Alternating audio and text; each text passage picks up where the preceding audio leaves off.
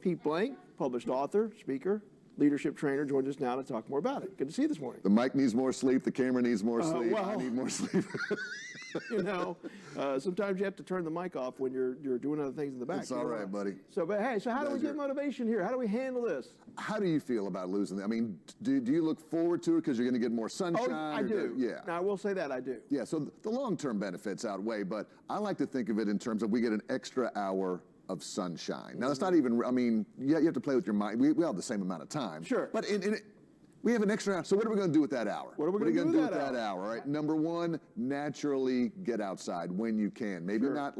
Actually, maybe I think Mickey said later today it might even be nice. But tomorrow and the next day, take that walk, soak in nature, get outside. When you're outside, your stress goes down, your energy goes up. So just walking and getting outside in that twilight time will help with the motivation. You could be like the lady character in the Geico commercial. Yeah. You know, don't be like your parents. She's in the neighborhood, right? She's walking around talking to everybody. Right? But that's a good thing, What's right? the old phrase? When someone would be out front on a front porch rocking, going, "Hey, come on up and sit a spell." Yes. Come on up and sit a spell. Yeah, and we just don't do that anymore. But when you're outdoors and you see your neighbors outside, you can say hello to them, you can talk, you can reconnect. So that's important as well. I like to get out of the yard this time of year. It's almost time. I heard Bethany earlier talking about when to cut and when to plant and stuff like that. That extra hour, those of us that work all day, you get home at 5 and before it's dark by 6. Well, now it's starting to get lighter till 7:30. You want to work in that garden. You want to plant those tomatoes. You want to plant those eggs. Yeah. To get those eggs in. You could also have a later tea time. You're going to let that slide? I made a joke about planting eggs. I know. I just let it go. Time constraints.